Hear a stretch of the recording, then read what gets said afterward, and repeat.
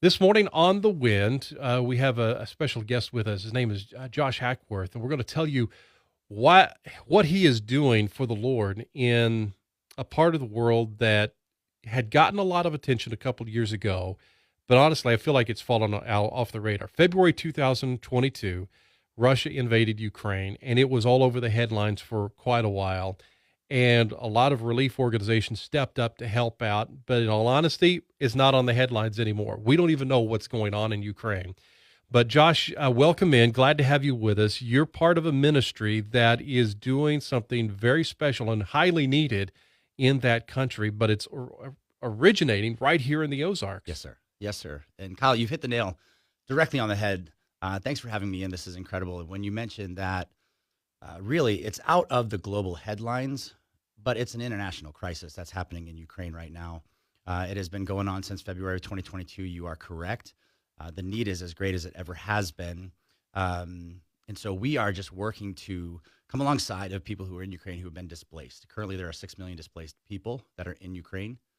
And out of those, most of them are in shelters or in tent cities, and they're exposed to the elements. They're exposed to just the openness of everything that's there in Ukraine. And you can imagine winters can be very harsh there, and we're getting ready to come back into a fall and winter season. And although that a lot has been forgotten, there have been a lot of organizations that have come in to do a lot of great things. A lot of food needs have been met. A lot of water needs have been met, even a lot of clothing in some of those. But one of the things that has really been absent in the whole process is housing.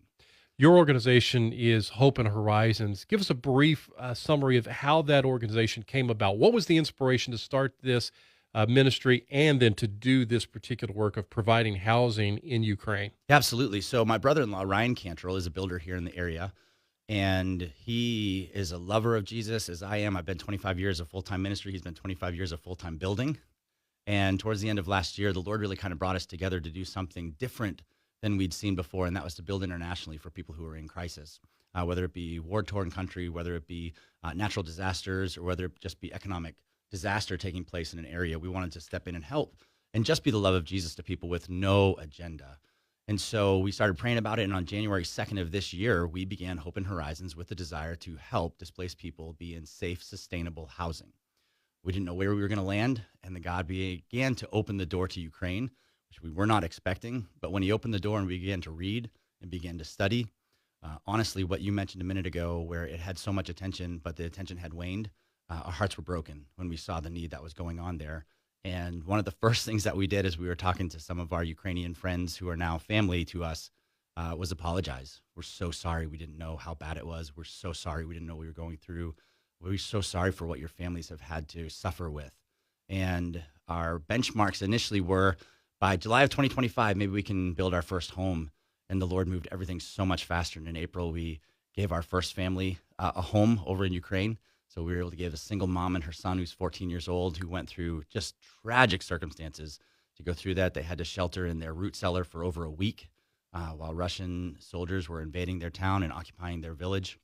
And it was awful what they went through. I mean, to be able to put your hand on the door where there's bullet holes and shrapnel, and know a single mom and her son were huddled behind that door for over a week. It's heartbreaking.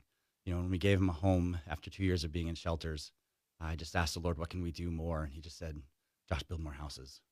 And with a broken heart that day, I just said, man, whatever Ryan and I can do to build houses, we want to build houses. We're visiting with Josh Hackworth from Hope and Horizons, based here in the Ozarks, but having a global impact. And you were talking just a moment ago about Ukraine and the suffering that is going on there. We imagine when a ministry says we're going to go build homes for people in need, we're thinking third world country, but Ukraine is not a third world country. But they have been devastated by the war that has been raging there now for 2 years, and so many people displaced. Walk us through the process of how these homes get built. Do you send a build crew there, or do you work with local build crews on site? That's a great question. We kind of wrestled with that on the front end to see if we were going to take trips over to build homes with builders. But what we wanted to do is really reestablish economy in Ukraine. So we hire a Ukrainian contractor who is over building all the homes that we do. They are modular homes. They're incredibly built. They are expertly crafted. And the craftsmanship there is amazing. I mean, it's absolutely fantastic, Kyle. So Yuri is his name, and he has an entire Ukrainian crew. So it's Ukrainians building homes for Ukrainians. so that all of the money stays right there within the economy to help rebuild not just the towns and the families and the communities, but also to keep the economy flowing for them so that men have jobs, so that women have jobs, because we've got a lot of women who are working to help vet the different families and work alongside and to bring in services for the families that we help restore into homes. So when they move out of a shelter and back into a home on their own home site, obviously there are services that are necessary: therapy, doctors, dentists, the whole gambit of services that are necessary. And so we're able to work with another organization who's over there to help bring those in, which has been absolutely fantastic to be able to see not just them experience the love of Christ by getting into a home, but by maintaining that by bringing services alongside. If you were to build a home here in the Ozarks, a brand new home, you're probably looking at over $200,000. Easily. I'm curious, what is the cost of building a home in Ukraine for these displaced home or families? Great question. So we have been building 3-bedroom, 2-bath homes Okay. and 2-bedroom, 2-bath homes. So the 3-bedroom, 2-bath home is $55,000, and that's start to finish. That's placed on their property. That means the lot is cleaned up, all the rubble is removed, the fence and barriers have been restored, their gates have been remade. They've got sod, they've got a path, they've got their house there, and it's $55,000 start to finish, and we can place those in 3 weeks from the moment that we receive the funds to be able to finish a house. A 2-bedroom, 2-bath home is $45,000. So we're working with families right now. So we have 3 families that are in need of homes. We have the Demchenkos and the Yashenkos. Both of those need a 3-bedroom, 2-bathroom house. And then we also have the Kujalinis, who need a 2-bedroom, 2-bathroom house. So right now we're raising for those 3 families and would love to get them in. The Demchenkos. So Ludmila is pregnant. Her husband is on the front lines. And her prayer is, 1, that her husband comes home safe from the war, that the war ends, and 2, that her baby not be born in a shelter. We don't think of those as selfish prayer requests. We think of those as wonderful requests. And we know Scripture tells us, Psalm chapter 13, verse 6 in the Message version, I'm so full of answered prayers. And we just want to share and be a part of answering someone else's prayers by the power of the Holy Spirit and the generosity of his people. Josh Hackworth from Hope and Horizons is joining us this morning. We're talking about their project of building homes in Ukraine in the middle of that war-torn country. And a moment ago, you were telling about the process of how all of this comes together, working with local contractors and builders to make sure these homes get built, and they can be built rather rapidly, modular style home. But I do have to ask this question. Do these families return to the communities they came from, or are they being relocated to somewhere safer? So the families that we have worked with to this point, so we've placed 3 families. So we put a family in a home in April and 2 families in homes in June, which is crazy because our benchmark was first home July of 25.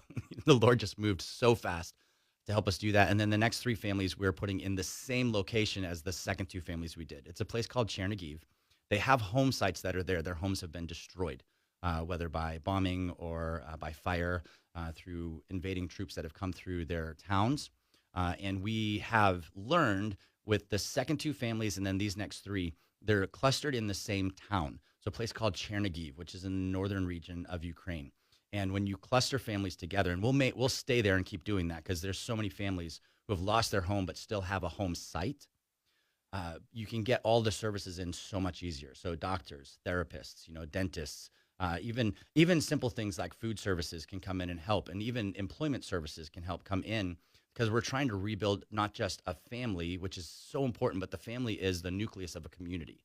And so we want to build that community. So having the services come in to an individual town where you can minister to more people at once, it makes it simpler and it becomes more impactful. And so what you do is you create a very strong nucleus, and then that community is to be able to grow from that. And so that's how we're working through there. So maintaining that area in Chernigiv, putting families there. They're on their home sites. Most of them are generational home sites. Most of them, grandma, mom, daughter, are all living in the same space and have for generations. So it's good to be able to restore those generational home sites with a brand new home.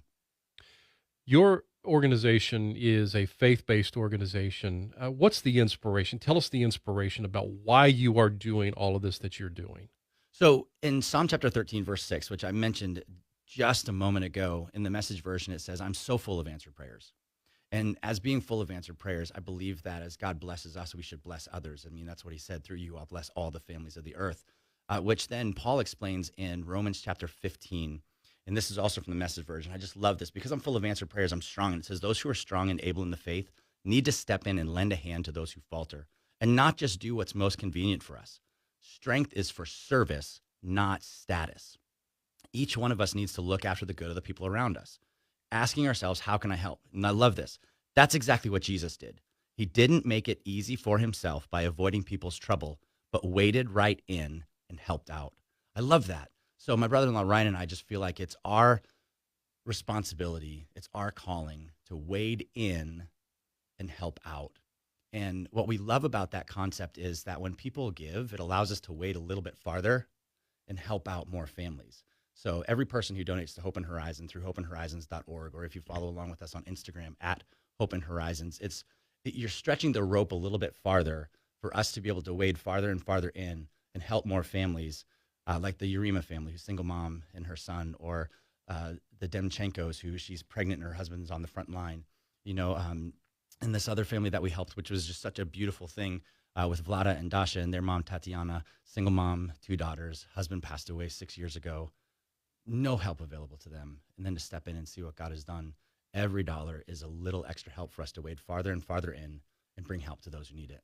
Josh, thank you for coming by. The organization is Hope and Horizons, website hopeandhorizons.org. What a great program and a great way the Lord is using you and Ryan and the rest of the team to help out the least of these. Thank you, son. Thank you, Kyle. This is a joy. You guys bring hope and encouragement every day, and it is a blessing, and you're building the kingdom. Thank you so much.